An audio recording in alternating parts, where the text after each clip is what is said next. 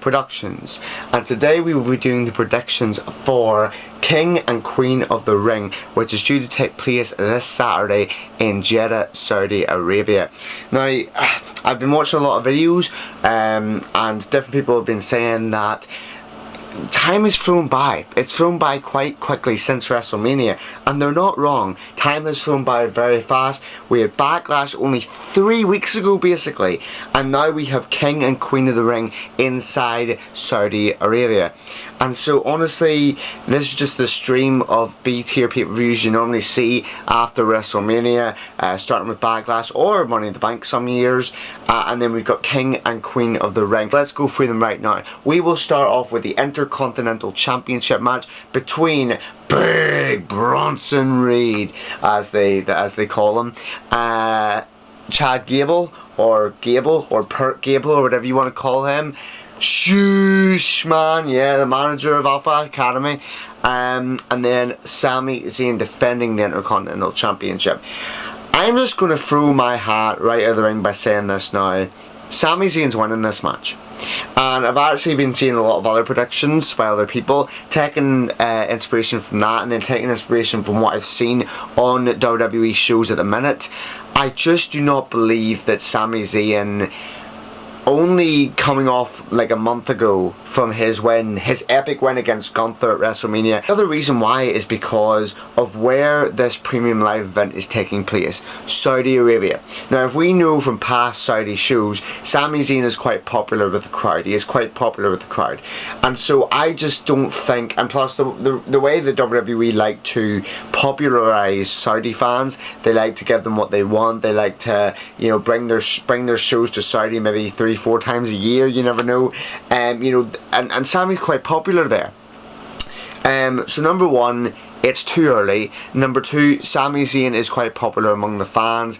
Number three, I just don't see Bronson Reed having a chance here. I do not believe that he is ready for the Intercontinental Championship, especially defeating someone like Sami Zayn for it. I don't see why it would make sense. Someone like Chad Gable was to win, because they've got a feud going on right now. Gable's now a heel, Bronson's a heel, Sami's the face. You know, I just don't believe Saudi, I don't believe King and Queen of the Ring is the place for Sami Zayn to lose the championship, for Sami Zayn to lose it, especially to Gable. I don't believe that.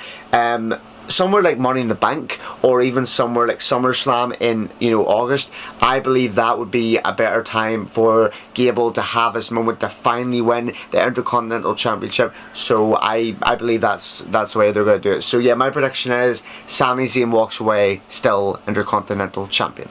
We're now going to move on to the undisputed WWE Universal Championship match between Cody Rhodes and Logan Paul. Now, I know a lot of people were quite annoyed at this match originally when it was announced, and due to the fact that it's the WWE Champion versus the United States Champion, so there was a lot of confusion whether you know, whether the United States Championship was going to be on the line as well. And I quite find, you know, watching the last couple of SmackDowns, or not the last couple of SmackDowns, but the last two SmackDowns as has been organised, I kind of find that WWE kind of backed themselves into a corner. They kind of realised the confusion. You know, was Logan Paul's championship on the line? Was it not? What would that mean if Cody was to pin Logan Paul at King and Queen of the Ring? Would Cody walk away a double champ? You know, like, they didn't really explain it well. And let's just say, as much as I'm a Cody fan, says my t-shirt, and I know, you know, we've got a lot of Cody fans, you know, he does not need to be a double champ. And I don't think I'm the only one that understands. I don't think I'm the only one that sees. I don't think I am the only one. Cody Rhodes does not need to be, he doesn't need to be a double champ. So he doesn't. And so what I would say is, I'm glad that they're not doing that. They're not having Logan Paul defending the United States Championship as well, because the way we're looking at it, the way we're all looking at it, is that Logan Paul is hopefully, fingers crossed, hopefully set to defend and possibly lose that championship at SummerSlam against, whose game is it? Will everybody say it? LA Knight. Yeah, I had to do that. LA Knight, yes, he is set hopefully to lose that title at SummerSlam, because Logan Paul's obviously a part-timer. The US Championship, he's barely defended it 5 times already in his run, and he's been in that run for 183 days. Like, you know, so but it's hard because this match is quite predictable. Cody Rhodes is not losing that championship, especially not to Logan Paul, with all the kind of potential feuds and matches to come down the line for Cody, such as The Rock, Final Boss The Rock, such as Randy Orton, which is going to be such a good feud if they do it for SummerSlam, or if they do it for, I don't know, Survivor Series, or whatever other PLE they decide to do it for. You know, it's good. It is a good money making match. It's a good rivalry. It's a good story there between Cody and Randy Orton. And obviously we've already got kind of hints and rumours and speculation that, you know, The Rock, Final Boss, The Rock and Cody, their story's only just begun. So that could be a hint to maybe WrestleMania 41, where Cody defends the championship. I'm hearing a lot of rumours about that and seeing a lot of signs that that's going to be happening. So it's predictable, but that doesn't mean it can't be a good match. There's a lot of us in the wrestling fan base that do believe this will be a good match. AJ Styles and Cody Rhodes put on a banger in front of France. I'm sure they will be able to put on a banger in front of Saudi Arabia between Logan Paul and Cody Rhodes. Because let's remind ourselves, folks, the last time Logan Paul was in front of a Saudi crowd, a PLE Saudi crowd, if I'm right about this, it was Crown Jewel against Roman Reigns, and what a banger of a match that was. We were also underestimating it. So we were underestimating it, thinking, oh, it's gonna be a squash match. It wasn't. It was a banger. See what he can put on. Now, I don't like Logan Paul personally, I don't, but at the same time, he is athletic. He is athletic. I don't believe anyone here disagrees with that. Logan Paul is athletic. He has so much potential. Cody Rhodes, they put on a banger at France between Rhodes and Styles. They can put on a banger at Saudi between Cody Rhodes and Logan Paul. But at the end of the day, it's way too predictable. Cody is not losing that title. So yes, Cody Rhodes retains and is still your undisputed WWE Universal Champion. The next match we're going to be covering is the King and Queen of the Ring final matches. And that is between Nia Valkyrie and, actually to be decided this Friday night on SmackDown, between Nia Jax and Bianca Belair. Now, I've been hearing a lot of rumours from other people, a lot of inspiration I took for this match, and I had to do a lot of thinking on it. And the thing is, none of us believe that Bianca Belair will be facing Nia Valkyrie at King and Queen of the Ring. And the reason why is because she doesn't need it. She doesn't need it. She's the tag team champion. Like, she doesn't need it. I do believe Nia Jax needs that push. I really do, to be pushed in to the King and Queen of the Ring. I don't know much about Nia Valkyrie, I'm not going to lie to you. But all I know is Nia Valkyrie's a babyface, Bianca's a babyface. It wouldn't really mix. I know we've had babyfaces and heels before attacking each other and having matches against each other, but it just wouldn't make sense. So I'm going for Nia Jax beating Bianca Belair this Friday. And you never know, over time we may also see this crack within the team of Bianca and Jade Cargill. You never know. Bianca might lose this Friday night on SmackDown and then maybe blame Jade Cargill. You just never know. You just never know. So folks, we're just going to have to find out. But yes, I'm rooting for Nia Jax to win this match. It just seems like it makes sense. She's winning this match, and it will be Nia Valkyrie versus Nia Jax at King and Queen of the Ring, where I do believe that Nia Jax will win, because I was actually watching a prediction video earlier, and what this man pointed out, shout out to him by the way, I can't really say his name, but what he pointed out was the fact that King and Queen of the Ring, it looks better on those who are heels than it really does faces, because it shows that they dominate the ring. It shows they dominate the ring. I'm not gonna lie to you. I have never really seen King and Queen of the Ring as something huge, as a huge accolade that should be celebrated and should be, yeah, I'm the King of the Ring, Queen of the Ring. Yeah, you know what? It's fun. It's interesting. But to me, it's just not like winning the WWE Championship, Intercontinental Championship, United States Championship, whatever you would like to say. It's just not the same as that. But you know what? This Saturday at Saudi Arabia, I'm going for Nia Jax becoming Queen of the Ring. I do believe Queen Nia would be a good thing, especially in her current run. Nia Jax has not been really doing much. She's not really doing much. She's not really featured on TV. It would be very good for her to win that match. So yes, I'm going for Nia Jax. I'm sure there's a lot of work still to do with Lia Valkyrie, but I'm sure it will be all good. But yes, Nia Jax I'm going for the win, because she does need a good push. So for the next one is the King of the Ring tournament. So right now the confirmed superstar we have from Raw is Gunther. Gunther defeated my boy Jey Uso. Yeah, I'm annoyed at it too. But you know what? More and more that I've thought of it since Monday night, it makes sense. It makes sense why Gunther defeated Jey Uso to have that spot. Not really defeating Jey Uso itself, but like putting him in the King of the Ring finals. It makes sense. Think about his ring name, the Ring General. Like, Gunther's the Ring General, right? He's the Ring General.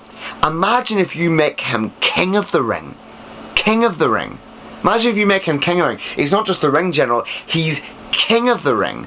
You see, I've been loving what WWE have been doing with Gunther since day one that he came on to the main roster. His amazing history-breaking Intercontinental Championship reign was amazing. He made that title prestigious, amazing. It came to an end when it needed to, exactly. And he is now in the finals for the King of the Ring. And you know what? I'm so happy for him. I'm so happy that they decided to put him in that position. He's a monster. And you know what?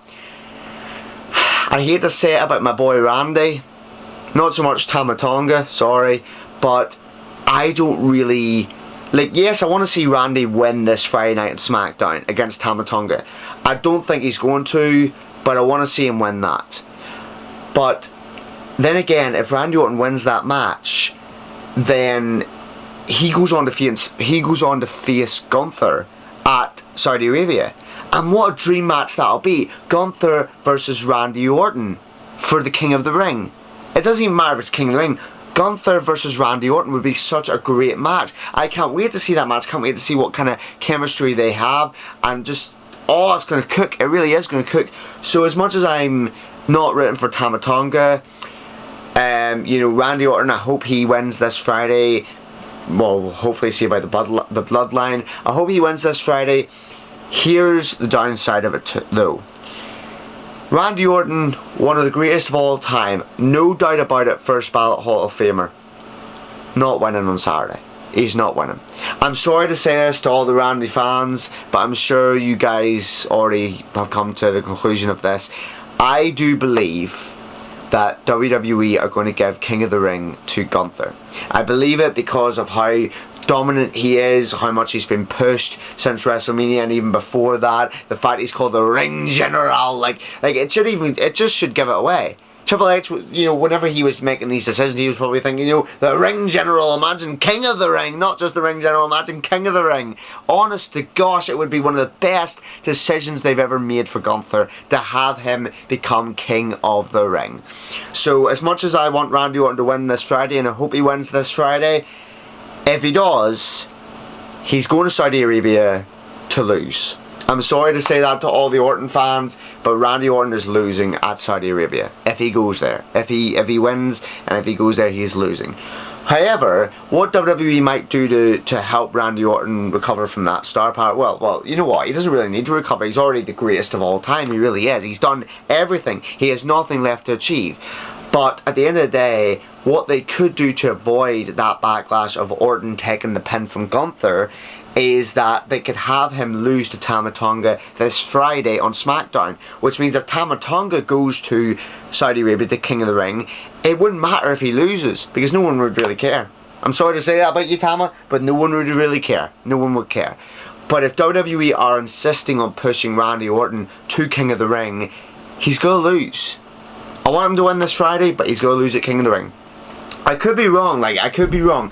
They could pull a surprise and have Randy Orton win King of the Ring. I just don't see it. I just don't see it, because King of the Ring is one of Randy Orton's least sought after accolades in his life. I don't really think he needs it. He doesn't need it. He's a multi-time world champion, 15-time world champion. He is the greatest of all time, legend killer, the Viper. Randy Orton does not need King of the Ring. He does not need King of the Ring. If he wins this Friday, he's going to the King of the Ring to lose. Maybe WWE will pull a surprise and have him win the King of the Ring, I'm not sure. But I'm going with Gunther to be the King of the Ring. So the last match we're going to quickly cover here is the match between World Heavyweight Champion, or Women's World Heavyweight Champion should I say, Becky Lynch versus Liv Morgan. So this match is a bit of a... It's hard to predict. And it might be... It could end up being the best match on the card. And the reason why is because, like I've just said there now, it's hard to predict. And it's hard to predict because Liv Morgan, the character they've been going with her for the last couple of weeks, ever since Rhea Ripley suffered that injury and took off for surgery, like, ever since she relinquished that championship, Becky Lynch won it. It's almost like Liv Morgan's been playing mind games. Mind games with Rhea Ripley while she's at home. Like, she's been going after Dominic Mysterio, like, which is Rhea Ripley's basically on-screen boyfriend. Like, she's trying to steal Rhea Ripley's boyfriend. She's going after Rhea Ripley's championship. What's next? Is she going to try and control the Judgment Day? So honestly, the way I see it is, it's hard to say it, but I do not believe that Becky Lynch should have won the World Heavyweight Championship. I don't believe she should have. I think it should have been Liv Morgan or someone else. Becky Lynch did not need that win at WrestleMania. And she did not need that win in that Battle Royal. Becky Lynch has had her time as World Heavyweight Champion. She had it during the pandemic and even before that. She has done it all already. She's a first ballot Hall of Famer. Becky Lynch does not need to retain at King and Queen of the Ring. So what I'm going to go for is, I think the way that they're booking Liv Morgan at the minute, this revenge tour they're booking for whenever... I mean, also get this. Imagine if Liv Morgan wins at King and Queen of the Ring, and then Rhea Ripley comes back months later and challenges her for it. The revenge, honestly, the story will be so juicy. It'll be so good. It'll be so good between Rhea Ripley and Liv Morgan. Liv Morgan stealing Rhea Ripley's World Heavyweight Championship, stealing her boyfriend Dominic. WWE can cook with this. They can cook with this. So as much as Becky Lynch is a good competitor, I'm going with Liv Morgan for this. I'm going with Liv Morgan because it's all there. WWE has an opportunity to run with this story. This whole story of stealing Dominic, stealing the World Heavyweight Championship, and then Rhea Ripley comes back months later and tries to take it all back and confronts Liv Morgan. Oh, it's going to be so good, so it is. But ladies and gentlemen, that is going to be it for today's predictions video. Just to clarify, I'm going with Liv Morgan to win the World Heavyweight Championship, in case I wasn't clarifying that enough. But thank you all so much for watching. I will have another video out, possibly at the weekend, but you'll just have to see what that's about. But thank you all so much for watching. Tune in live to King and Queen of the Ring this Saturday, live, PLE, WWE Network inside Saudi Arabia. Have a good time, enjoy it, and let's just hope our predictions come true. Sure, if any of you want to, leave comments down below of what you think your predictions are. Let me know for King and Queen of the Ring. And if that's everything, then whose game is it? Well, everybody say it. L.A. Night. Yeah, Productions. Peace.